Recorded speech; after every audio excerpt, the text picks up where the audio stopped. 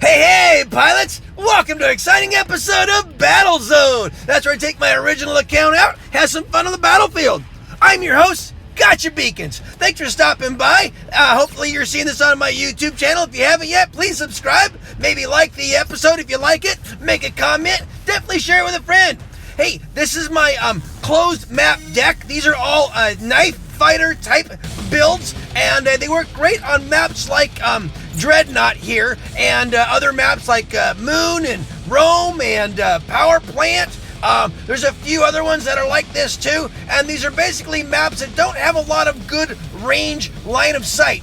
And by having a range bot on there, you're essentially, using a slot that could be better filled with something else. So these are all knife fighter type ones that are fairly nimble, can bounce around a lot. Most of the weaponry is like a closer range, like 350 meter range.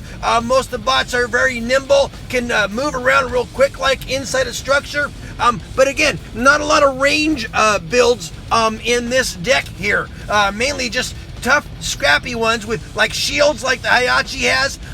And I'm inside the, obviously inside the belly of the beast here on Dreadnought. I call this the bunker, and or the belly of the beast. And all I'm trying to do now is, help support my mates, chip away anyone that's trying to get at that center beacon there. This is my little Hayachi. He really loves it inside here. Now, you can definitely take around the outside edge with some of your other bots. If you have ranged bots, I've seen some people do okay with it. But in my opinion, there's just too many structures around this map here to really be all that effective. And you can maybe have one or two good perches if you want to target people up on the roof and stuff like that with maybe a flux or something like that with geckos. But there's so many other areas around the map where you can get away with that or get around that. And my idea behind a range bot is if you are in a range bot, you better be able to, you're not going to be capping any beacons, right? So you have to offset that by your effectiveness on the battlefield, which means you are supporting several beacons. And in my opinion, again, this is just me, with a range bot on a map like Dreadnought or Moon or Rome or Power Plant, there's really not one place where you can perch and support 2 or 3 beacons. So it just doesn't seem to make sense. So again, that's my opinion, and that's my methodology for both of my accounts. I have a closed map deck and an open map deck. And again, this is my closed map deck. So this is my Hayachi, and man, he is still alive. This guy has avoided death a couple of times. But from this point, I'm gonna die. I managed just to get out. Oh, come on, don't die. Oh man. Don't ask me how this guy is still alive, but I gotta just get some patience here, kind of move around, charge him back up. He's got the healing module, but as you can see, I'm down to just a sliver of actual health that I can, capacity for healing, but I'm just gonna kind of keep moving around, trying to protect my target point. I was starting to have some challenges with my fire button right about now, and I don't know why, but for some reason or other, when I was facing some of these bots in here, I was hitting the fire button, hardly anything was coming out, like right there. It's like I was trying to, I swear I was hitting the fire button and nothing was happening. It's almost like it was stuck for a bit, but I don't know. Now I have bots, now I have ammunition for additional poundage here, so I guess that was a good thing to have. But he is still alive, and I don't know how, but my mates have done a great job of going around and basically mopping up the reds around the rest of the battlefield here, and I'm just trying to go down and maybe help cap one more beacon here, and that was a finish. That Hayachi must be a cat, because he's got 9 lives. Don't ask me how he survived that one, but looks like we have experts and masters on both sides. I don't see any champs. This hangar, or this account was my very first one, but to be honest with you, I never really leveled it up all that high. Most of the bots are still MK1, and most of the weapons are MK1, a couple MK2s. If you see your name, thanks for the game. Let's hop into the next battle here. I still play Domination. It's always my favorite one. This is my open map deck, and as you can see what I got here, these are basically bots with more ranged weaponry on them, and they are fast. Not this one, obviously, not the Zeus Fury, but I have a couple of Ao Juns, I have an Ao Guang, and then I have a Bulgasari. and all of them have longer range weaponry, which is perfect on an open map like this, because I can, you can still cap with those Ao Juns and the Ao Guangs, but use them as runners later on. But the weaponry is a lot farther distance, and you don't have to stand right on top of someone to drill them with damage. And so why not take advantage of the openness of this map and make sure most of your weaponry is can have a long range. I mean, this is not a very good example, not the Zeuses. They're really kind of definitely for long range support. But the other weaponry that I have on the rest of them are the Tempest on the Ao Jun. I've got Scourges on the Ao Guang. I got, I think, another Tempest and a Dragoon on the other Ao Jun. And then I've got Hydras, Hail Hydra, on the Balgasari. But the way these all work is, I mean, they still hurt no matter how far you are from them. The Tempest, they do a good job from a long distance as well as up front and close. Same thing with the Scourges. The closer you get, the more damage. So, in my opinion, a good deck for maps like this, for these open maps, like Moon and or not Moon, but like Canyon and Yamato and Springfield, are the ones that almost do just as much damage far away as they do up close.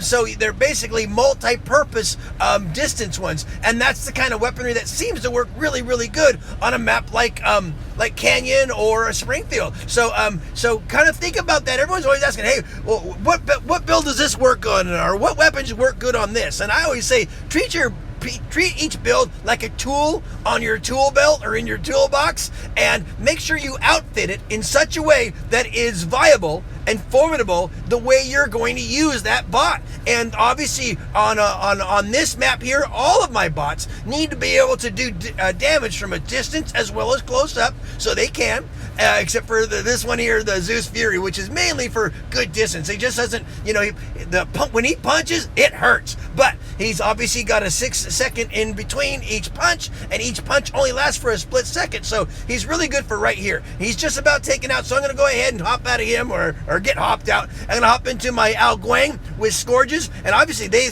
fight there. They shoot for a long time. They have a good distance they have a good range, I should say.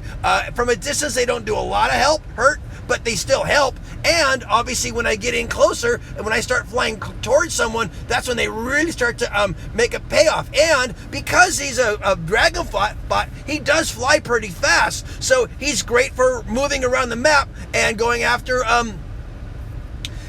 beacons. So it's really a great versatile, universal build.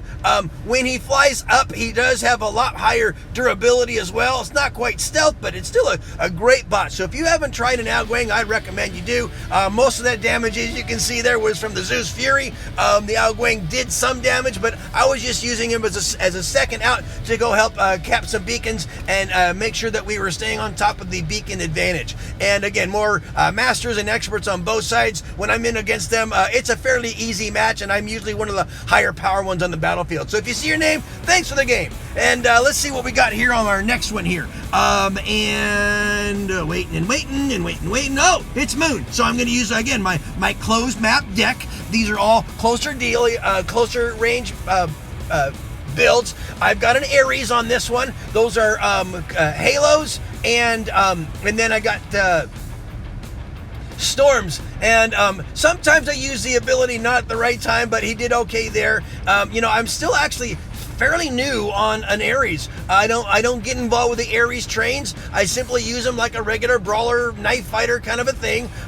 The halos are really nice, because when you have a blitz like that who wanted to rush me, the freezing weapons locked him down, and he couldn't rush me. So I recommend these are really a good thing to put on your Ares, if you have them, is the lockdown weapons. There's a nice rampage there. Obviously, my mates did a lot of that damage too, so I didn't really earn all 4 of those, but that was nice.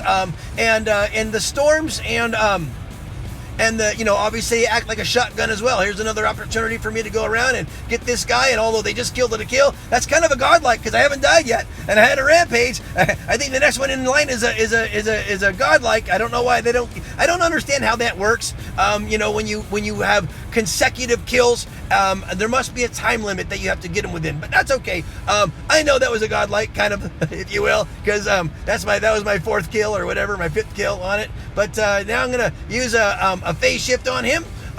And one thing I don't have a lot of, by the way, I don't have a lot of pilot skills on this one.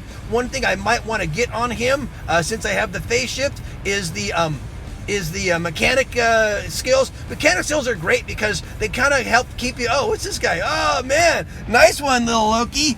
Okay, so this is my next one here. This is my Vortex Spectre, and I've had some amazing games with this build. It's really amazing. But when they splash down, they do an amazing amount of damage. Not all maps are laid out well. Moon is, by the way, because I could drop right there, boom, and gone. Look at that. That was a 1 punch, 1 hit, 1 kill. And it can do that on a lot of bots. Obviously, not the real tanky ones. Like, you can't do that against against an Invader or a Treadfelt, but you can certainly do a lot of. There's a Rampage with him, and this is going to be another one of those battles where I think I did a pretty good job. I think I probably got a godlike, but I'm not going to get credit for it because I'm going to get this guy right about here, and I don't think I'm going to get the godlike, even though I kind of earned it. Here we go. Watch this. I'm going to get him. Boom. He's erased, and there's a kill. That should be a godlike. I don't know why. I don't understand how this works, but you think I should. You think I would, but I'm just going to keep erasing. Hey, godlike, double kill, whatever you want to give me. I know. I'm dropping them like flies. I tell you what, it's a great build. Oh man, that guy, you know what he did? I think he hit a phase shift right at the right time. Smart on him. And I got to figure out where I'm going to hit my phase shift because I got to get out of this guy's way. And then I got to get out of the way. See, this is why the lockdown weapons are so good on Ares, because I was going for some cover, didn't quite get to it because of that lockdown. I'm going to hop in my little Loki. I got one on both accounts. Definitely one of my favorite builds. My mates have been doing a great job of keeping them blue. And I've even got, I'm taking advantage of that. See, those are aphids on him, and so I'll pretty much run with him stealth all the time. But I will always take advantage of some easy damage. And like this guy here, he's gonna have his back to me, and as soon as he lands, I'm gonna go ahead and boom, yeah. You gotta look behind you, buddy. And I'm gonna see if I can grab this one if I even have time to. Nope, nice green victory. All right there. So looks like I grabbed top damage. Look at those kills, 13 kills and no godlikes. Don't ask me how that works, guys. Had a couple of beacons there too. Looks like this one's a combination of damage. Of champs and masters and experts, and that was a whole lot of fun. So hey, great pilots on both sides. Oh, as always, lots of good pilots on the battlefield these days. It's always fun when you see your name in lights. So if you see your name, thanks for the game. Thanks again for stopping by the channel and checking out the Battlezone. Please subscribe to my channel if you haven't yet. Make a comment, like it, share it with a friend. As always, guys, hope to see you on the battlefield. Play well. Peace out.